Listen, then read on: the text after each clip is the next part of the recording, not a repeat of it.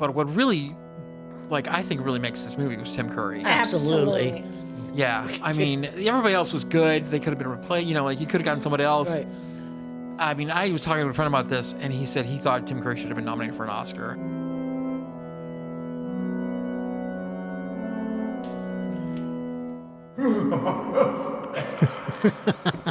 Okay.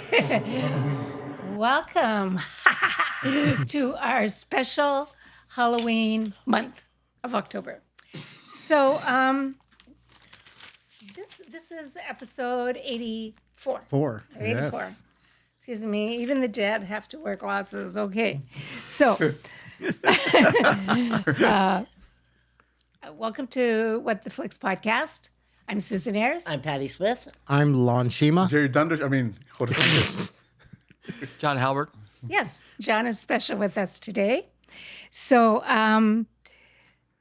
this month, our movies will be Abigail, The Dead Don't Die, Dark Skies, The First Omen, and Rocky Horror Show. Okay, Rocky Horror Picture Show. Sorry. Okay, excuse me. Welcome back. This is our last movie, and the honors go to John. So I saw the Rocky Horror Picture Show, and I've seen it in theaters. I hadn't seen it for a long time, like many, many years. So I was really excited that this would be an excuse to see it in theaters again. And it's the 50th anniversary. Oh, wow. So really excited about that. And I went to the theater, the Landmark Newark, on Santa Monica Boulevard. And I get there, it shows at 11. I get there like 20 minutes early because I know there's going to be a line. I'm standing in line, and the guy in front of me says, "Oh, I don't think they're showing it tonight." Oh, and wow. I was like, What? And in the windows of the theater, it's like Strange Journey documentary about Rocky Horror Picture Show. So I get to the box office, and the guy's like, "No, we're showing the documentary tonight." Oh, man. Did you see it? No, I was like, I had to work with George the next morning. And I was like, oh, man. That's a drag. Yeah. I same saw, cast, the cast, it's called Sins of the Flesh, I guess, was there. well, but Tim Curry can't be talking. no. I saw an interview with him. He's had a stroke. He can talk, that's about it. So anyways, so I watched it on YouTube. And what I loved about this movie this time around was just how well crafted it is. Yeah. Like the editing. I was just appreciating the technical aspects of it, which is probably not the right thing to talk about with Rocky Horror. No, it is. But like the editing is just perfect. It's like a Goldilocks, like it's just right. Like the editing isn't flashy. There's no montage. There's no jump cuts. But its pacing is just right. Yeah. It moves exactly as fast as it's supposed to. There's not a wasted moment in this movie. And that's important. To me, that's important in a movie. I mean, every shot ends exactly where it's supposed to, starts, it just... And the cinematography is exactly what it's supposed to be. There's a couple of points where it's a little creepy, but otherwise, everything's just very normal. Production design is pretty normal. And it's only like a few sets. Right. The pink laboratory, that's like half the movie. The costumes are fantastic. But what really, I think really makes this movie was Tim Curry. Absolutely. Yeah. I mean, everybody else was good. They could have been replaced. You could have gotten somebody else. Right. I mean, I was talking to a friend about this, and he said he thought Tim Curry should have been nominated for an Oscar. Me too. Frank-N-Furter. Yes. I mean, he just goes on this roller coaster. Even within one scene, he'll go angry to thrilled, and he turns on a dime, and it makes perfect sense. Yeah. And you totally believe it. And you go like, yes, I would sleep with that guy despite being a straight man. Sure, if he showed up, yeah, of course. So I just loved watching Tim Curry again. Oh, I love watching him. Yeah. Oh my God, and just and the plot makes just enough sense. Yeah. It didn't need to make a lot of sense. It didn't just make a lot of sense, right. but just makes enough sense to you. So you're not like thinking, huh, what? You know, like you actually can follow everything, Right. and it does make sense, and it's completely ridiculous. One of my tests of a great movie is a movie with a premise that is absolutely ridiculous. It somehow works. That's a talent. That's true talent. But you know, Yeah. but I think that was much more a '70s kind of thing where you could, Yeah. where you could do something like that. Yeah. You know, everybody, but right now would be like, And they did it better. Yeah. Yeah. They did, probably because they didn't have. who cares? I mean, it was like nobody made an issue about anything, so it was kind of like, I mean, that was just kind of the '70s. Yeah. Nobody said the 70s. Yeah. You know, the woke bunch. Yeah. I don't see enough diversity in this. You know. Right. Yes, exactly. Yeah. Well, there is like, I mean, There's a lot of diversity, but in a different way. You from know what I mean? sexual orientation, there's Yeah. a lot of diversity in this movie. but I don't remember at the time anybody having a problem with it, No. to tell you the truth. Well, I think if anybody was had a in the problem, they 70s. would not have seen Said it or you said know? it. I mean, like, think Yeah. of Hair. All those think rock of- operas. Yeah, Right. yeah, yeah. Hair, right? Hair. Yeah, You and know, Musical the Superstar. one where everybody was nude. I forget which one that was, where the whole That was place was nude. Hair. No, it wasn't Hair. Well, there It was was a scene, Hair. but there was actually Play? a theater play where everybody was. Oh, nude. Calcutta. Yes. Oh, Calcutta. You know what I mean? It was like there's just an experimental time, so Yeah. it never was an issue. But go Good ahead. times. Yeah, and also it's showing tomorrow at Cinespia. What? Rocky Horror is showing tomorrow at Cinespia at the Hollywood Forever Cemetery. Oh. And I barely missed getting tickets for it, but that's a great place to see it. You know, that would be a phenomenal place to see it. So Watch anyways. it anywhere. I'm fine. Yeah. I just yeah. watched it before you came. Oh, I saw that. Yeah. Right? Yeah, I mean, so I loved having an excuse to watch this movie again. You know, it was just thrilling to watch it again. Yeah. So that's my take. Okay, so this is a cult classic. I mean, A real cult classic. Yeah. the cast is awesome. Yeah. A very young Tim Curry and a very young Susan Sarandon. What's his name? What's Barry his Bostwick. Yes, very much. Yes, it's like it's kind of like I love the music. Okay, I actually it was brought from London, the actual play, and it opened the Roxy. They opened with it, and I went and saw it. Right, I was at the with you there, Roxy. babe. Yeah, at the Roxy, and I can't tell you the entrance of Tim Curry on that because yeah. his charisma, his Outfit. power, just the power of his voice, power. his charisma. Because it was like a stage, but then it had Yeah, a long right. walkway, and he did that song walking down that walkway, and I was like, unbelievable. It was just he was He owned just it. he did.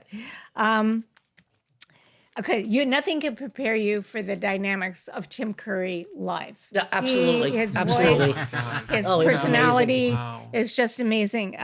Frank-N-Furter, he played the transvestite mad scientist, and he has this powerful voice.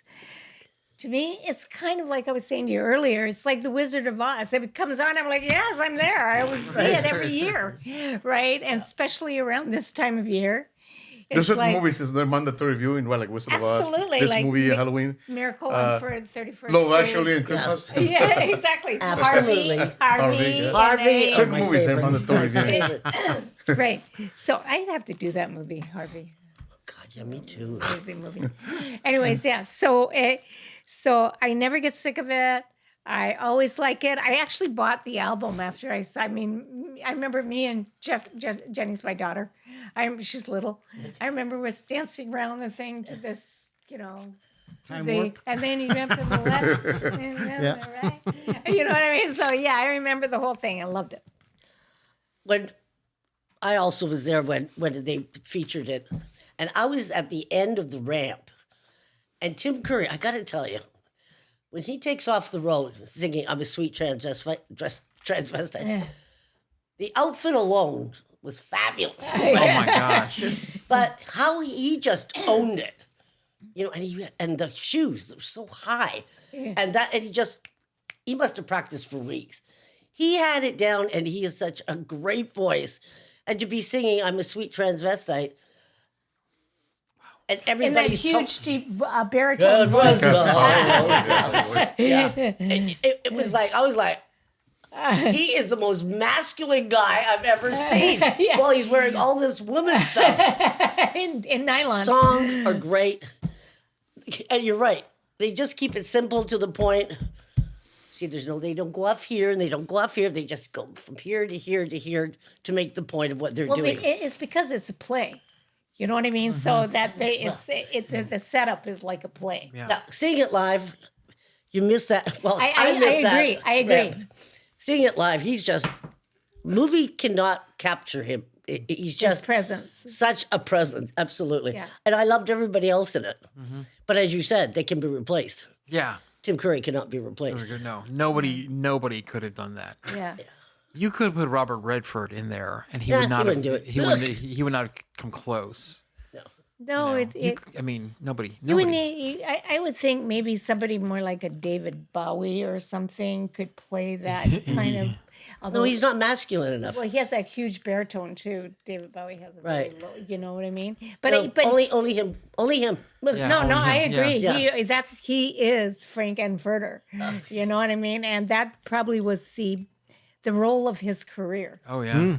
Well, he much played so, in Clue. And I agree with you. He should have got a Absolutely. Academy. Yeah. It was fantastic. Probably got a BAFTA. Although I don't think film could really capture it the same way as you can in play. No, Maybe but a Tony. How they Maybe how a they Tony. trans- Tony and Emmy Yeah, or something. yeah, how they transferred it over to film. It was okay.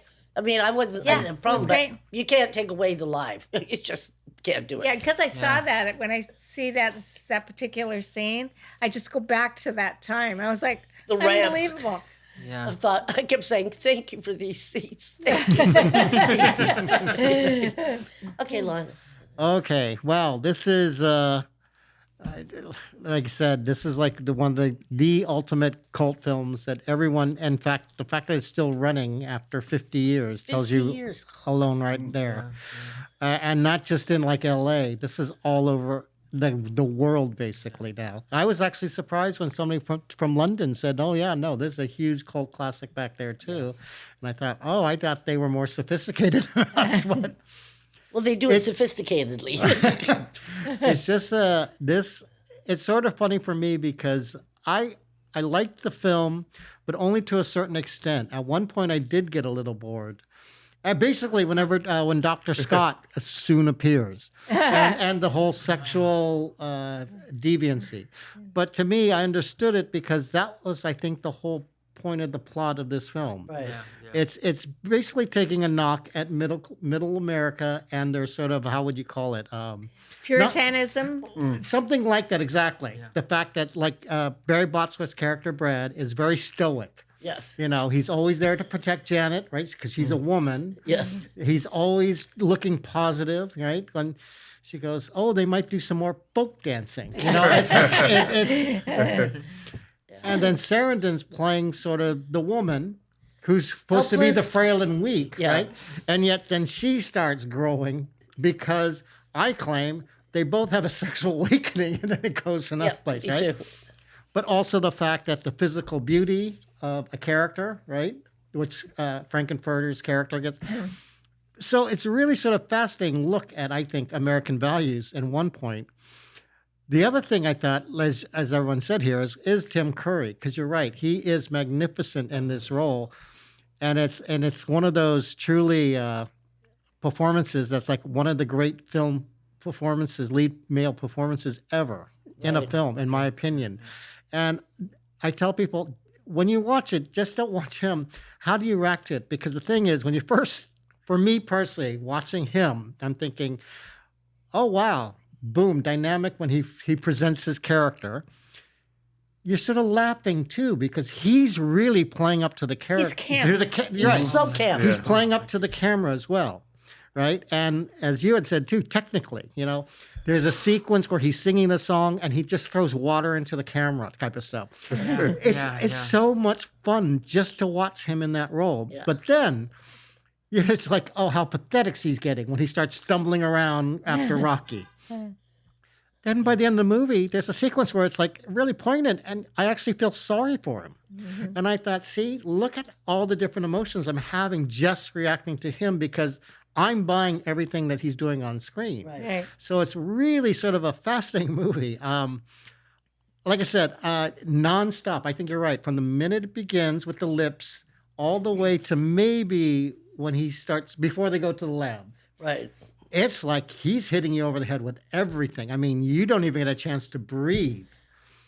But then, of course, Meatloaf shows up. Now, I knew who Meatloaf was because by the time I saw this movie, Right. um, That's Out of Hell had right. come out. Right. So it's like, I had no idea Meatloaf was in the movie, too. Right? Oh, really? Yeah, and it's like, oh, wow, okay. So as a young person watching this, like, this is sort of fascinating. But to me, when I saw it at an empty midnight showing at a theater. The second time I said, okay, I'm going to go down to the Circle Theater in D.C. This is where they have the huge lines. People get all dressed up as the Yeah. characters. And of course, I also heard about what you need to take when you go there. Yeah. And it is sort of amazing. When I saw that, I said, it wasn't really watching the movie. It really was this audience participation. Like, since fortunately I had seen the movie, so I wasn't pissed off that they're ruining the movie for me. Right. But I was watching how people are just reacting to this movie. And I'm not talking about just getting up and dancing. Like you're supposed to take rice, a water gun, a paper, toast, toilet paper, a lighter. And just the way they did everything. And it, like I said, it was something that I don't know how it started, but it just became a bigger and bigger thing. Yeah. To which now I'm almost afraid to go to the New Art to see it because I saw a kind of when they did an anniversary. I think on a DVD, they had you saw what the theater goers were saying, like how the responses were, and it's like almost nonstop. Right. Yeah. So it's like it's become a different animal now, which I think is great because that means even another younger generation is embracing it. Absolutely. And The music's fantastic. well, that's Oh my God. that I agree with because I even liked just- the sequel, Shock Treatment. I love that movie too, and as another Richard O'Brien. But of course, that flopped. That Yeah, did not do yeah. well.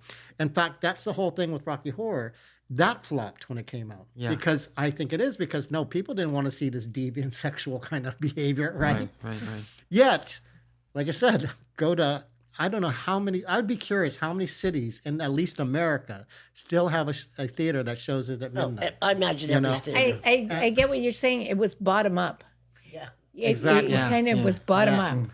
But the reputation, and like I said, this is the ultimate cult film like no other before. I mean, the other midnight showings I used to go to, I think one was Song Remains the Same. I think that. Really? Purple Rain was even, I remember, showing as a midnight film at one point when I was. Yeah, that makes sense. And it's like, no, those aren't still around. But this one Is the just king. tells you. Is the Well, king. as a critic said, not the king, the queen. Queen. of cult film.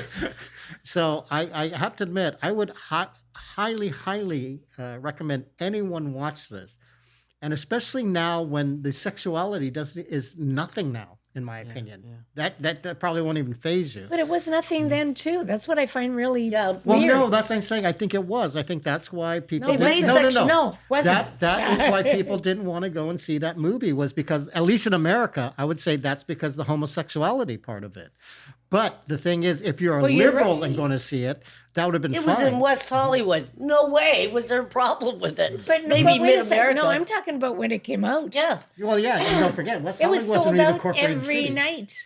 Oh, no. In fact, people used to tell me when I was working at the Beverly Hills Video Center that this woman was saying, oh, yeah, when I was young, I got dressed up as a maid and I went there and she was No, going to but the what I'm Roxy saying- all the time. I just See find, that. okay, Yeah.